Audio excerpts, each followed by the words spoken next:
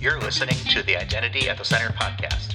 This is the show that talks about identity and access management and making sure you know who has access to what. Let's get started.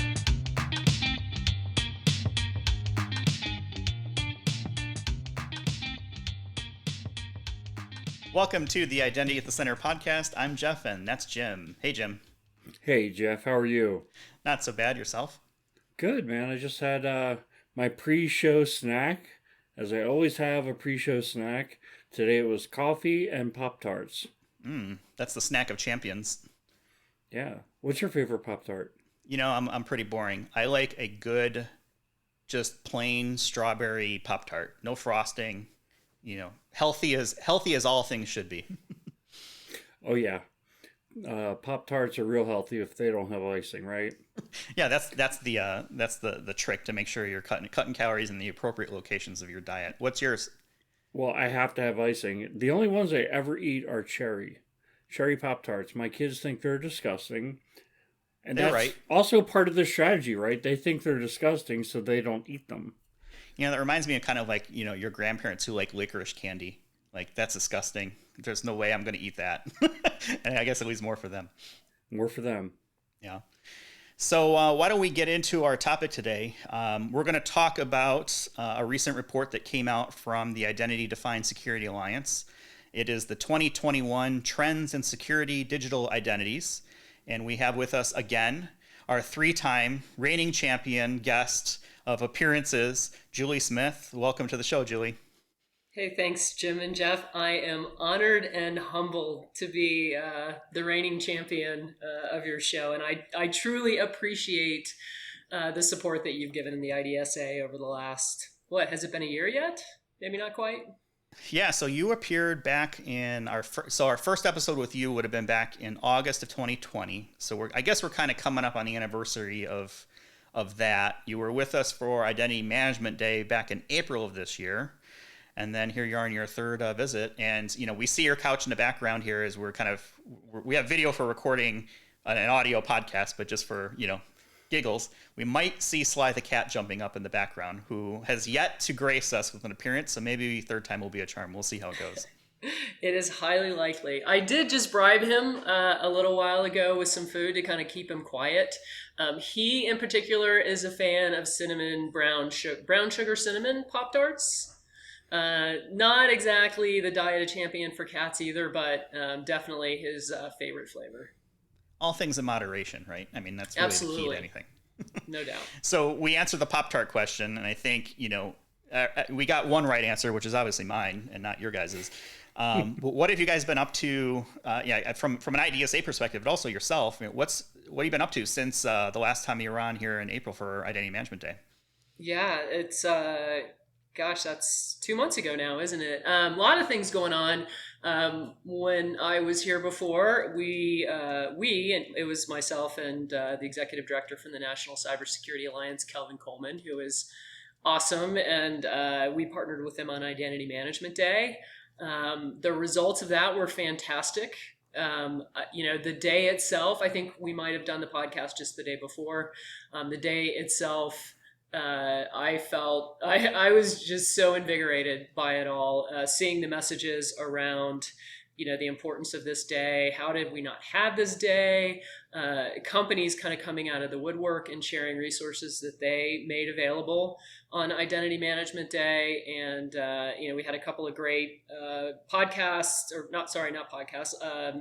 webinars in the morning and in the afternoon. And, you know, I think I was a bit overwhelmed with the support and the success of it. So that was fantastic. And then, you know, one of the other things that's been going on is we have 28 companies that are members of our organization, and they have an opportunity to present some thought leadership content on our platform, the IDSA platform. And so we've been running a webinar about every 3 weeks from one of our members, and you know, not product pitches, but wanting to keep it in the spirit of the IDSA, very vendor neutral.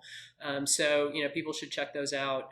So, you know, super excited to say that we've got something going about every 3 weeks all the way through the end of the year.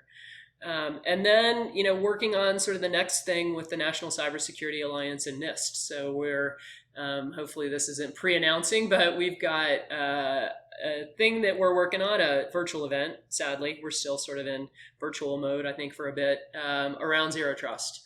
That's going to be a public-private sector, hour and a half session or so, and we'll talk about zero trust from the customer perspective, and we'll talk about it from the perspective of those folks that are involved in building out the reference architectures that we're seeing from NIST and we're seeing from IDSA, and also, what the IDSA is doing around identity-centric zero trust. So, good stuff in the last couple of months and going into the end of the summer as well. Are you guys doing anything around Identiverse, which is in transparency taking place this week, and this show will air the Monday after Identiverse? Anything going on from an Identiverse perspective? Yeah, we did a session yesterday morning. It was a virtual session. That was a readout of the research report. So, if you're interested in getting firsthand feedback from Clint Maples, who is the CISO of Robert Half, Bernard Diebecker, who is the Chief Enterprise Security Architect at Intuit, and then the researcher, Dimensional Research, and Diane Haglin moderated that session.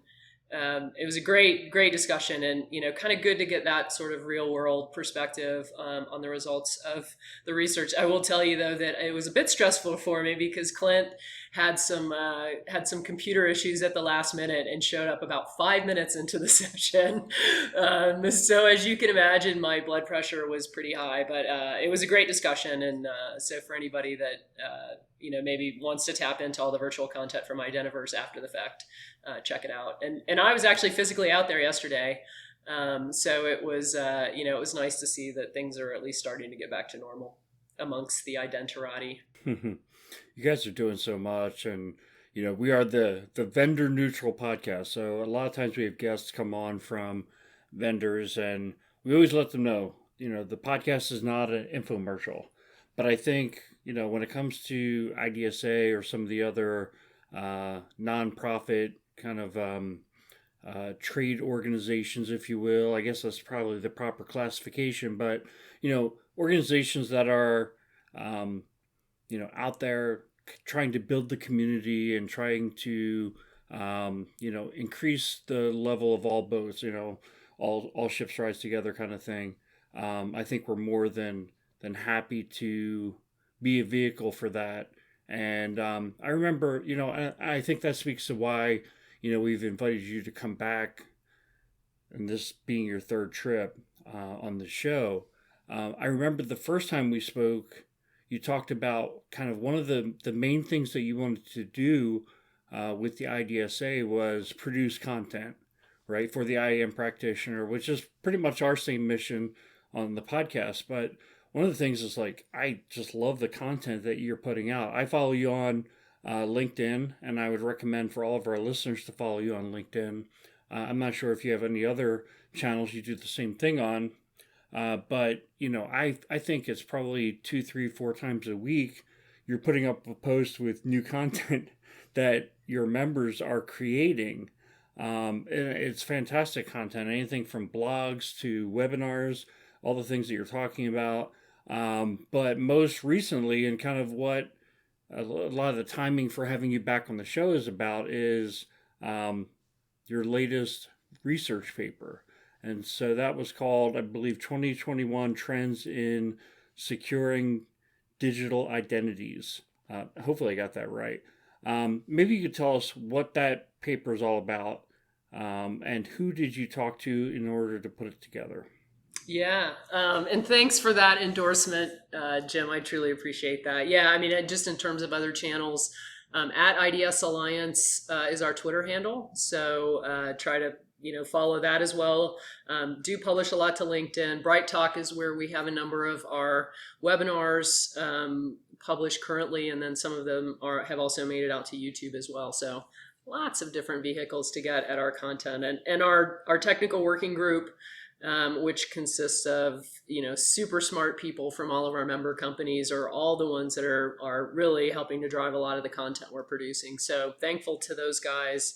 and gals for what they do, and appreciate the feedback on the content. But yeah, research is one of the things that we started focusing on in December of 2019. And so this will be our fourth research report that we've published. And last year, when we published a similar report called Identity Security a Work in Progress, we sort of had this idea that, this is a report that could become an annual, sort of aspirational Verizon data breach incident report, only focused specifically on identity. And so, that was sort of the thought coming out of May of last year when we published the first one. What we did with this report is we pulled questions from our first research, which was focused on organizational aspects of managing identity inside organizations, and what's the relationship between identity and security teams, budgets, priorities, ownership. So there were a number of questions that were pulled into this report from that report, and that report was actually called State of Identity, How Security Teams Are Addressing Risk. And then we repeated a lot of the questions from last year's Identity Security report. So it was a little bit of a combination of things, and this is hopefully, like I said, the first of many. I mentioned earlier Dimensional Research. They were a third-party research firm that supported this report, and we work with them on a set of questions, and then they provide us with folks that are qualified security leaders. We had more than 500 respond, identity and security leaders, I should say. We had more than 500 respond to the results, or to the survey itself. They were kind of across the industry spectrum, and larger organizations, so 1,000 employees or more. And they were willing to sit down and take the survey, and then we compiled the results and wrote up the research report, kind of highlighting the key findings from the report itself. So that was sort of the methodology behind it. That's great. Yeah, super happy with just the data that we received. I mean, 500 people is an impressive number to me. I mean, when you see a lot of the recurring surveys that are done, the population of users is usually far less than that. How did you get 500 people that are in this space? How did you even identify them? So that's part of what we pay the research firm for, quite honestly. The questions themselves are sort of a combination of art and science, and they certainly help us craft them to make sure that we're asking the right questions. And, I think every year we try and hone them a little bit better. But yeah, they are the ones that, they've got this great database of people that just enjoy doing this. There may be a little compensation going on behind the scenes, not sure exactly, but they bring those folks to the table for us. I would imagine if you're listening, you've probably gotten LinkedIn pings and email pings from people who are kind of researchers and things like that. I would imagine that's kind of the process. Turning to the report itself, I think one of the first findings was really not a shocker for me, I guess, and that was that remote work had significantly impacted identity security. And to me, it's like, okay, well, no, duh, right? Of course it did. One thing that I thought was interesting about that kind of overall section was that the confidence in the ability for identity security to be appropriate actually fell going into this. So I think it was something like 50-50 before, and then it moved down to about a third or so who were less. So basically, as we went into COVID, people were less confident that their identity security was where it needed to be for a remote situation. And I think that came out in, some of the conversations, at least that we had, through our normal course of work, where we saw a lot of organizations really starting to stand up their remote worker capabilities, VPNs, MFAs, all the technologies that people would need to work remotely where, maybe they haven't had to do that before. And I'm curious, what are some of the takeaways that you took out from that high level section about just the impact that the remote work had on identity? It's interesting because just anecdotally, you talk to your friends about how has this impacted you? And it's kind of weird to say, hasn't really impacted me that much, right? I mean, obviously, when I'm just thinking about how do I work and what I do day to day, it does. A lot of us in the technology space, I think, have worked from home, whether it's full time or part time. So it didn't really affect us, but us as individuals. But the results of the survey said that 80% say the shift to remote work put an increased focus on identity security. And so obviously, overnight it changed our world as employees, right? Where all of a sudden, for those people that uh, went into an office every single day. Now all of a sudden they're working from home. They're maybe logging in from their personal laptop. They're using their daughter's iPad. Whatever sort of mechanism they could to get access to the applications and things that they need to do their daily job. So, I think there's been so much in the news around this that it wasn't too much of a surprise to say that big chunk of companies, a majority of companies said there was an increased focus on it. The stat you mentioned was the confidence and ability to secure employee identities. So we had asked the question in 2020 around how confident are you in managing different types of identities. So we gave them sort of we privileged users, just employees, which some could say those have a bit of an overlap. We asked about machines and service accounts and those kind of things, and everyone pretty much stayed the same except for we saw a big drop in employee identities, and we saw an increase in service accounts, I believe was the stat, a little bit of an increase in confidence, which was kind of interesting.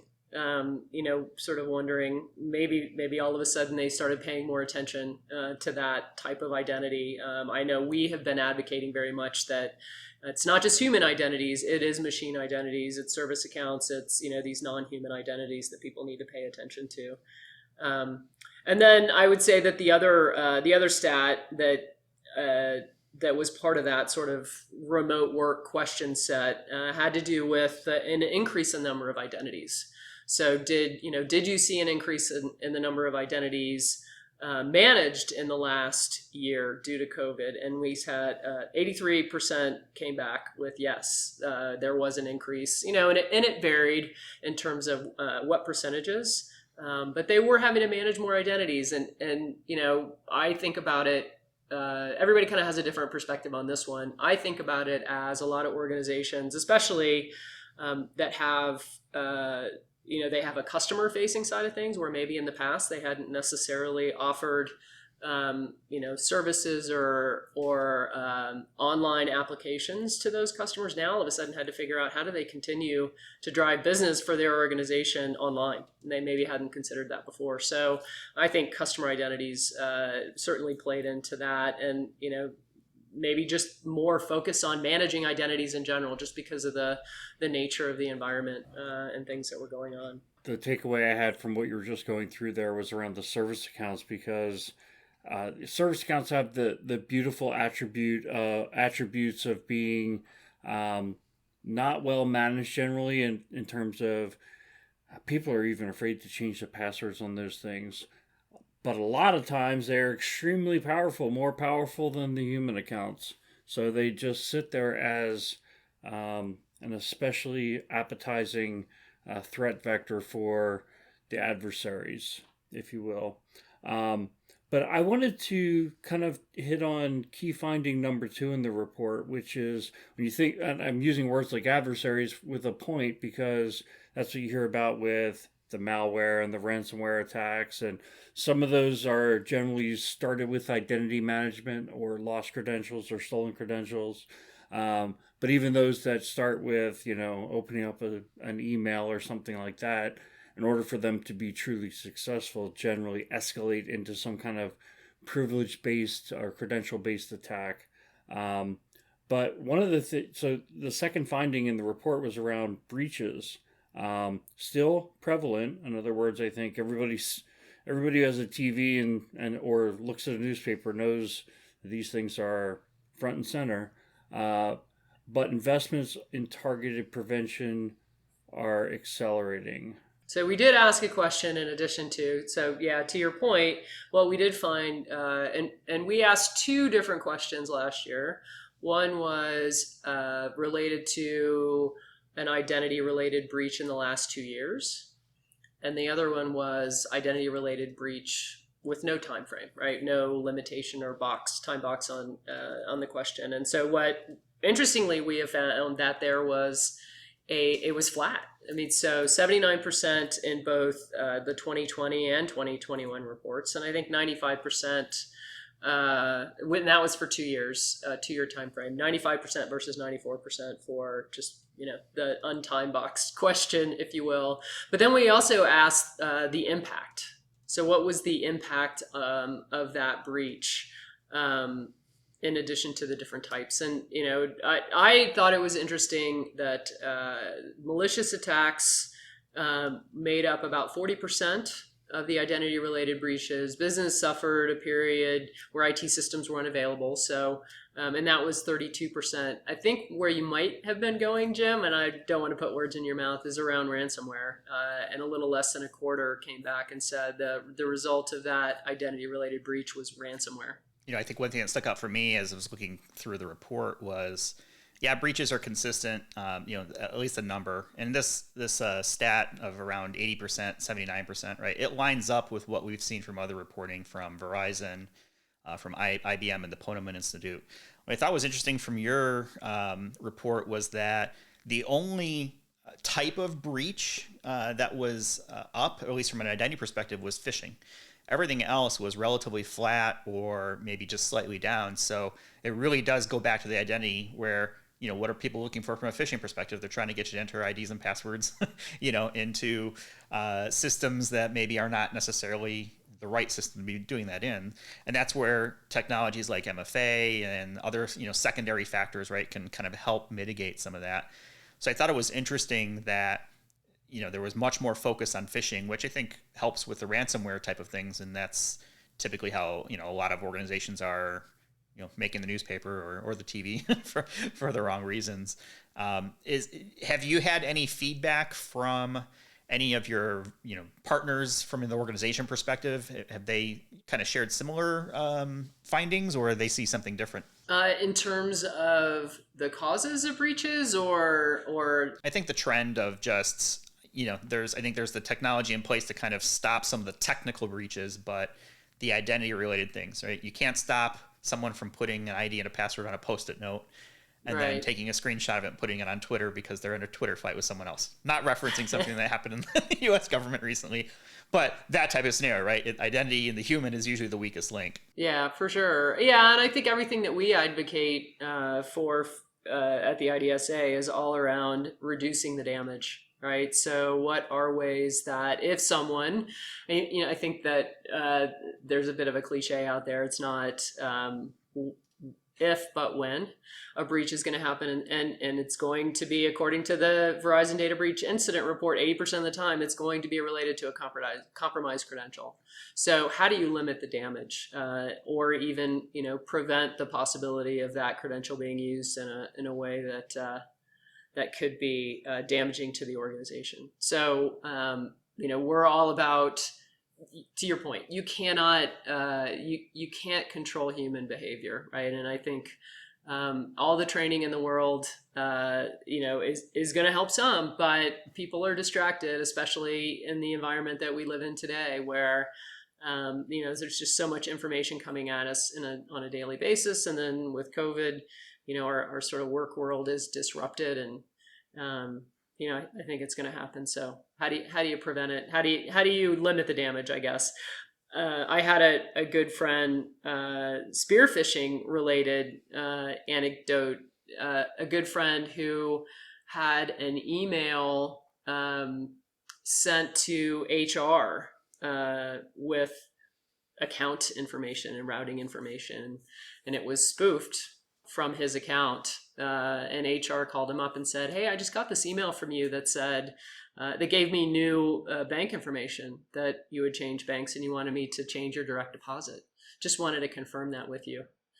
And he was like, "Yep, nope, that did not come from me." So they're getting smarter for sure, and that's a little bit different type of approach. But we're, I think, just given the nature of everything that we do online, we're all susceptible. Yeah, absolutely. If you ever, for kicks, want to go out and Google the word Evil Jinx, EVILGINX, and then number two, you'll see that's a well known hacking framework that you can basically um, mod out or present yourself as a authentication screen from very well known IDPs like Instagram, Office 365. They have an Okta plugin, like all kinds of different ones to just make it look like you are logging into an application you log into all the time. Oh, but here's the second one. They can also capture your two factor. So if you have a one time password that gets issued as part of that authentication. And what they're basically doing is a man in the middle attack where they're capturing your credentials. They'll post those credentials into the real website. Then the real website will send you a multi factor authentication one time password. You'll enter that into that man in the middle attack. It will pass it on to the site, and then it'll redirect you to the site with the session token. So it looks like you legitimately logged in and ended up on the site logged in as you expected. But at the meantime, the hacker also has your session token and can log in as you. And by the way, they have your password, so they can go ahead and change your profile. It's really scary stuff. So, but I thought it was interesting what you were saying. So you almost have to be in the position where you say, well, if the hackers are able, they don't even have to be that sophisticated, because that Evil Jinx platform is something that a script kiddie, right? Somebody who's like a kid who's into hacking can go out and download and get all these things running on a virtual machine. It doesn't take a computer science degree to kind of be able to pull something like this off. You're going to get hacked at some point. So then the question is like, how do you deal with it? My advice is you almost have to treat a ransomware attack or a data breach like a disaster. And with disasters, you do disaster recovery planning. You obviously hope a disaster never hits, but you build a disaster recovery plan with a communications plan and how you're going to get in touch with people, who's responsible for what. And then you test that plan on a regular basis. I think that organizations should be doing the same thing when it comes to data breaches and ransomware. Expect that the problem is going to happen. Do what you can to limit it, but be prepared and know what you're going to do if and when it does happen. It's we see a lot of hacking as a service now. This is something that's very popular with ransomware, where it's basically you're paying the bad guys as a service to say, here's what I want, here's what I want to go after, and just manage it for me. And it's like the complete opposite of what everyone wants. I think one of the things I thought was important, or at least interesting from this meeting also or this report, was that security is really becoming is much more of a broader part of identity. And I think that leads kind of one of the third main point that we kind of saw through this report. And what I thought was interesting was specifically around the ownership around identity and access management. So when it comes to identity management, I think there's a lot of organizations where it's part of their information security group, and they kind of run it on their own. And they might have some help from some other areas, but maybe they run it themselves. Other organizations, it's very distributed. Everyone kind of does their own thing, and then either security or compliance are kind of the checkers after the fact, which may or may not be too late when things have happened. I'm curious from the report, if maybe you can kind of talk about what has been the impact from the security perspective onto identity management, and if there's any other key findings that you think were important to bring up. In the 2019 report, I mentioned the state of identity was the report where we focused sort of around ownership and the organizational elements of identity and security teams. And we asked a question at that time that was, does the security team have ownership or involvement with identity management? And what we got back at that time, 2019 December, was 53% said they had some ownership level of identity, and that's the security team, right? and then we asked a little bit different question in this year's report, and it was very specific to CISO. And the question was, what level of involvement does the CISO have relative to the identity management activities, initiatives, I guess I should call them. And we asked it around strategy only, strategy and implementation only. And if you combine all those things together, we found that 87% said the CISO, so not security team, but the CISO had some level of ownership. And we had a conversation about it yesterday during Identiverse, and as we were preparing for that session, and one of the things that Clint talked about is strategy. He firmly believes that the CISO should own the strategy side of it. And again, this is coming from one CISO who has had both operations and strategy ownership in the past. His feeling was that implementation is pretty challenging and may take away from the strategy side of things. And so, his thought was, gosh, if I'm gonna look at this and say, what am I going to take away from that? I'm going to take away, and just given his experience too, combined with the research, that I should own strategy as a CISO for the identity initiatives in the organization. So, I thought that was an interesting statistic, is that's a ginormous shift if you think about it, right? From 53% of the security teams to 87% of the organization say that CISOs have a leadership role. And then, we also did a little bit of a slice of the data and found that when the CISO does have ownership, they are further along in implementing identity defined security outcomes. And those are, we use terminology that wasn't specific to what we've developed, even though that's really what we surveyed on. So if you go to our website, you'll find a library of about 19 identity defined security outcomes. And they really are a combination of identity and security technologies that come together and help you become more secure. And so there are outcomes that organizations may be looking to achieve to improve their security posture. And then there's approaches which are different implementation patterns, if you will, to achieve those specific outcomes. So, certainly when the CISO has leadership and ownership of identity strategies, they're farther along in implementing those outcomes. So, that just gives you a little bit more insight into the evolution of how identity and security are coming together, and not the recognition that is just a primary attack vector that needs to be shut down. But I think it also gives the CISO an opportunity to get additional investment around identity initiatives. And certainly identity is a key element of digital transformation initiatives, right? So that was one of the things we didn't talk about. We talked about the shift to remote work, but a lot of organizations, and this comes from some of our member companies who are more system integrators, said that just the acceleration around digital transformation initiatives, moving to the cloud, putting applications out there for your customers and partners in order to continue operations, was through the roof in this past year. So, everything that we went through with the pandemic had sort of a good side and a bad side, right? And I think the good side was just this focus on identity security and the opportunity that's there, I think, for accelerated investment and focus from the CISO and giving the CISO an opportunity to participate in the business in a broader way.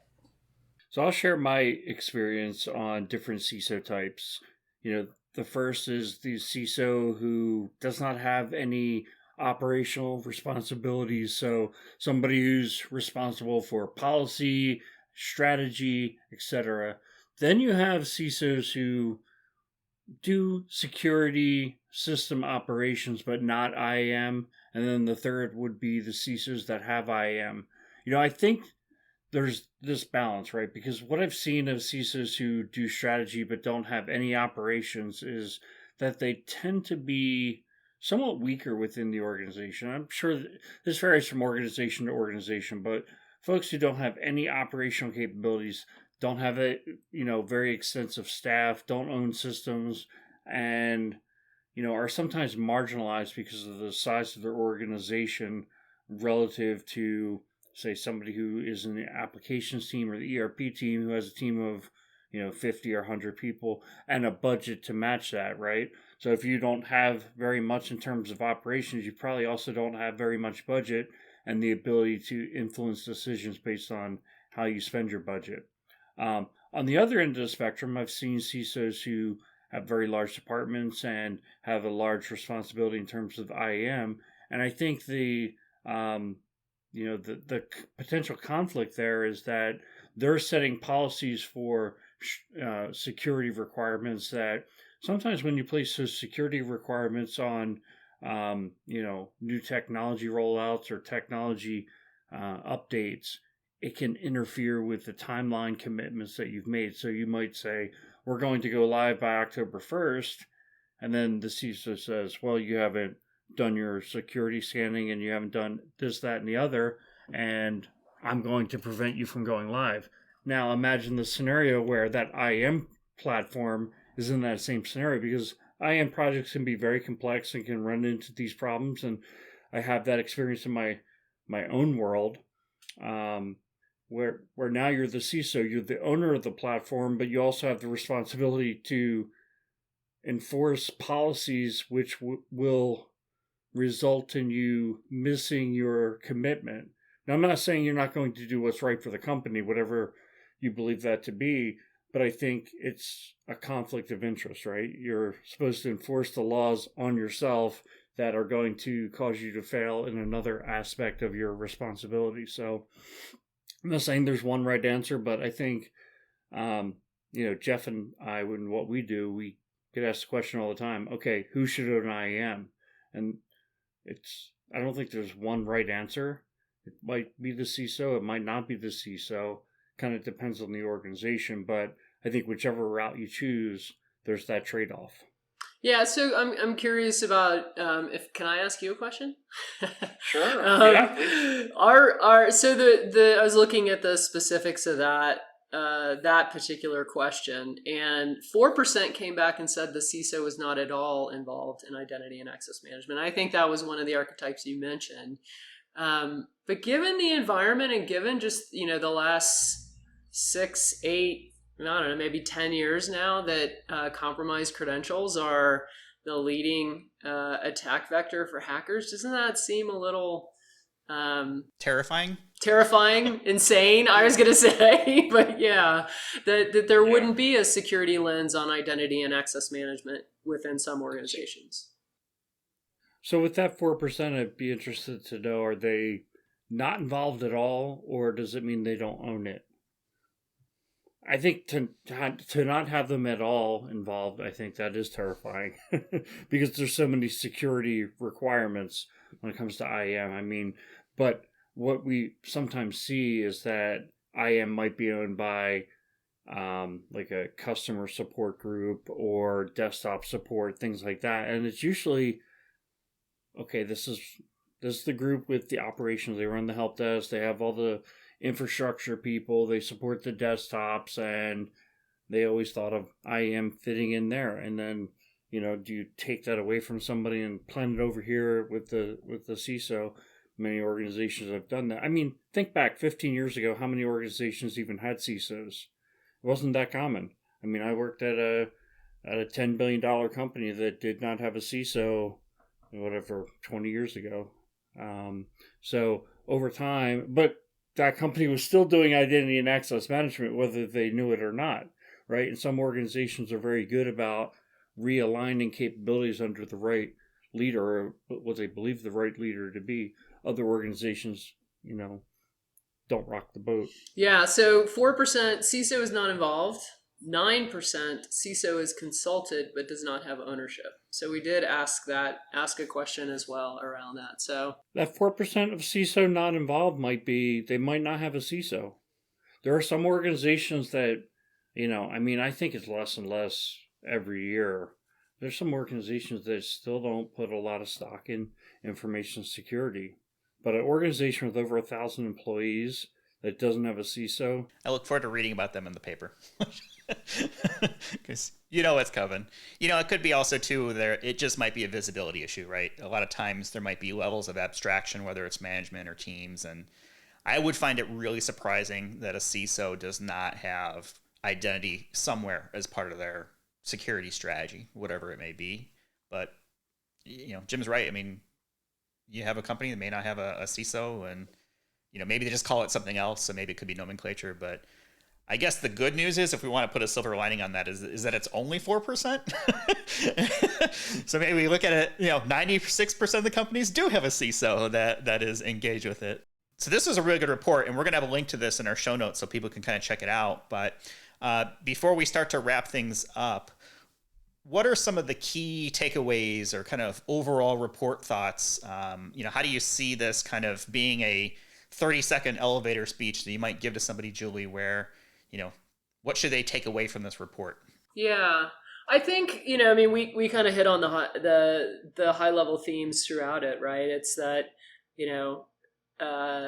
remote work has had a significant impact on identity security, right? It's interesting. I've been in the business since 2008, and that was also the last time that there was a negative event in the financial situation we had in 2008 that put a spotlight on identity and access management, with all of the movement to the cloud and companies looking for ways to contain costs. So, here is another, unfortunate situation in our world, but has put a significant spotlight on identity security. It's interesting. I think, that breaches are flat year over year. So there's some improvements being made somewhere, and they're still prevalent, but, investments are in the targeted prevention are certainly accelerating. And I think, with the involvement of the CISO, whether it's owning strategy and implementation or owning just strategy, there is an opportunity for organizations to take advantage of this spotlight and really invest in identity and access management. I think that just benefits everybody from a security perspective, and from a experience perspective for employees and customers and partners, and gives CISO an opportunity to take a bigger seat at the table. It's right there in front of folks, and hopefully they take advantage of that opportunity and really kind of take it seriously. So we're trying something new this episode, and that is we had a little bit of a live audience that was listening to the show as we were recording it, and we decided to try this out, see how it works, and ask people for questions that they might have had as they were kind of listening to the conversation, and try to get more involvement that way. And one that came through that I especially like was people wondering how can they get involved with the IDSA. Julie, is that something that you give some direction to the folks who are listening to? Yeah, sure. And I love that question, because hopefully that means that we're doing some of the right things. So, at this point in time, I think the best way to get involved, honestly, is to, we talked earlier about social, the social channels that we're publishing content on. So if you're seeing things that you like, please share them with your colleagues. This is very much a sort of a peer-to-peer type organization, where we're looking for ways to get people connected, and by using our content as sort of the primary focus. So, if you read a blog you like, share, comment, send it off to your colleagues.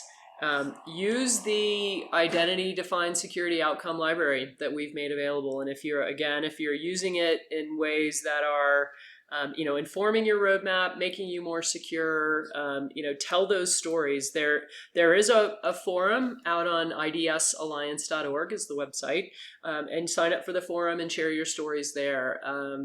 We would love to get more people engaged and sharing information about how they're using our content and the successes that they've had, whether it's around implementing identity-centric zero trust or any of the identity security outcomes or the best practices. So, we're really hoping for people to engage with us in that way, and sign up for our mailing list, and we'll be sending out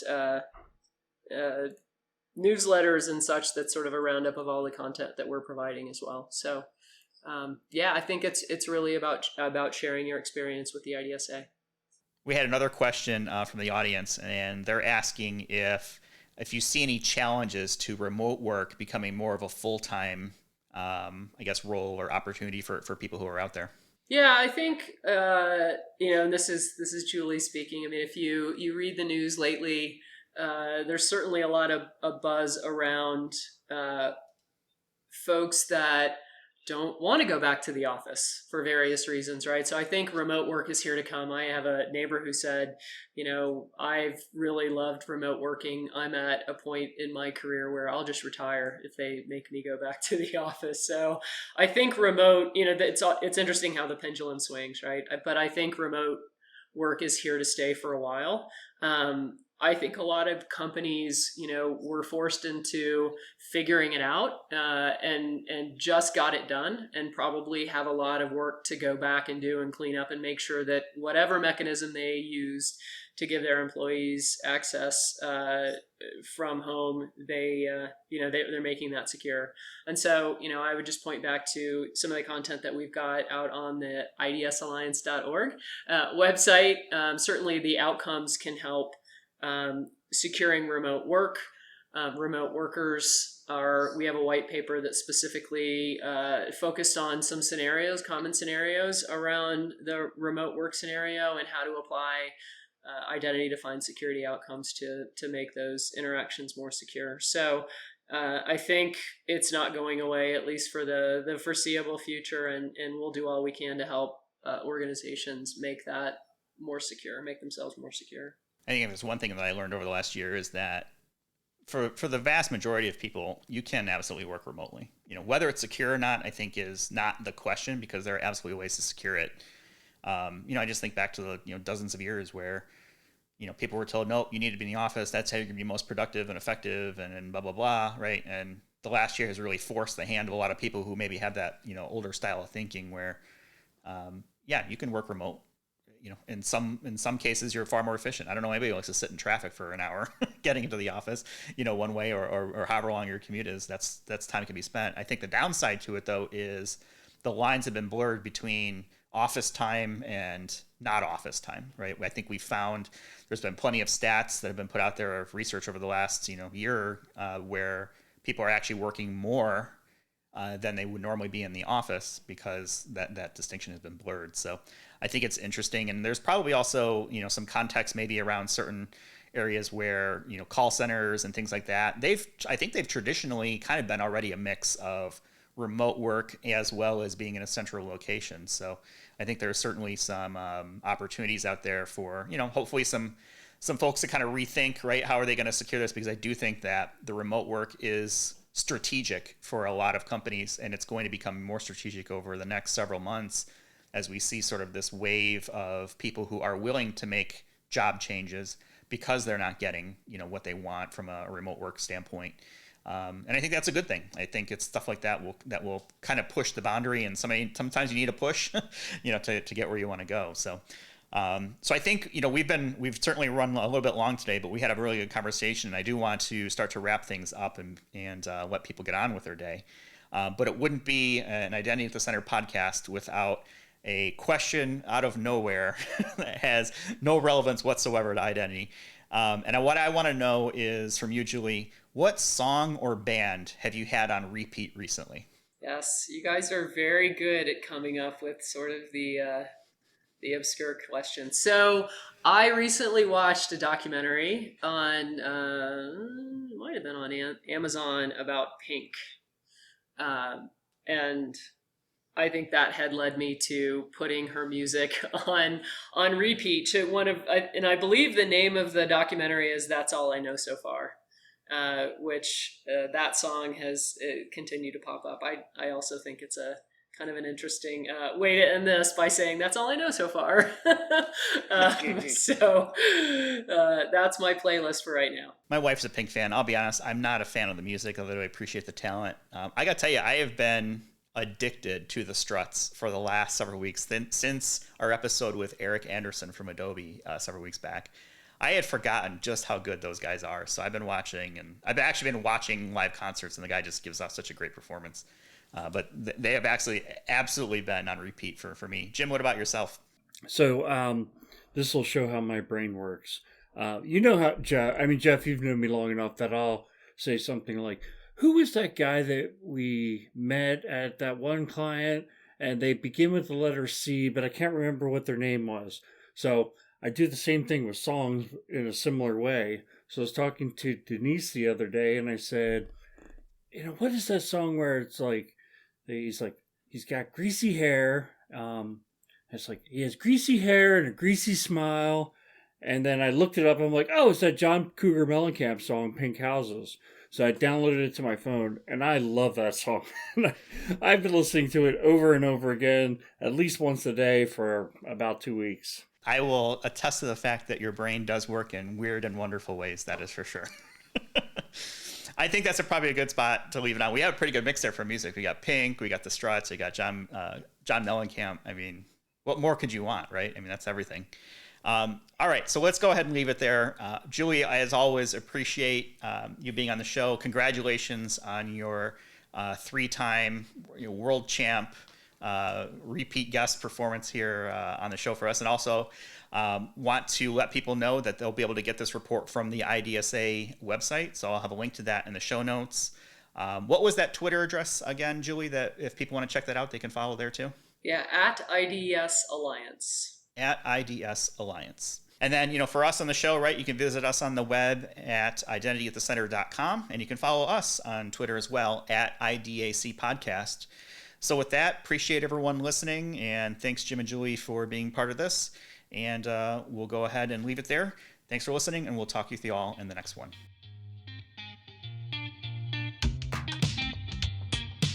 Thanks for listening to the Identity at the Center podcast.